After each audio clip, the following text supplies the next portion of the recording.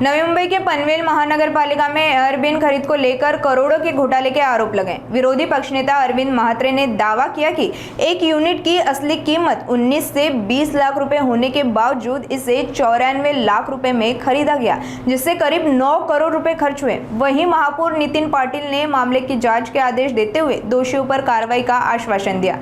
आइए जानते हैं अरविंद महात्रे इनका आगे का विस्तृत बयान।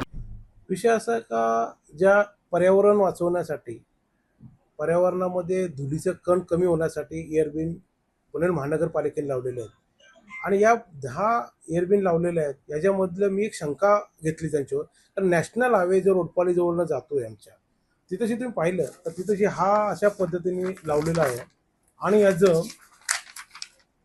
लावलेलं आहे आणि ह्या सर्कलवर हा कधी दुर्घटना होऊ शकतो। म्हणजे तुम्ही एखाद्या ठिकाणी लावता वेळी त्यावेळी संरक्षण करतो आपण का बाबा तिथंची सेफ्टी आहे का नाही, मग ह्या अधिकाऱ्यांनी पाहिले का नाही पाहिले। यासाठी मी सन्माननीय आयुक्त साहेबांना पत्र दिलंय तर या ठेकेदार आणि या अधिकाऱ्यावर गुन्हा दाखल करावा। तर हा पैसा 94 लाख रुपयाचे एक युनिट आहे। या 94 लाखचे युनिट एवढा हा खर्च 100% नाही आहे।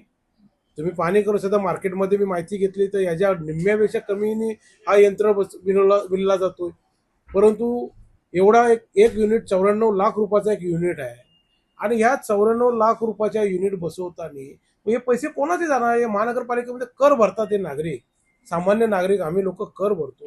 या कराचा पैशाचा दुरुपयोग कुठेही करायचा। किती ठिकाणी आणि किती लावले? 10 ठिकाणी लावल्यात आणि 10 ठिकाणी मधलं आता पहिले एक मी माझ्या जवळच्या नावड्यावरनं रोडपाली नॅशनल हायवेवरनं येताना ही मला समस्या दिसली। आता आम्ही पाहणी करणार आहे आणखी 9 ठिकाणी कशा प्रकारे लावल्यात ते हे कुठेशी तरी थांबला पाहिजे भ्रष्टाचार।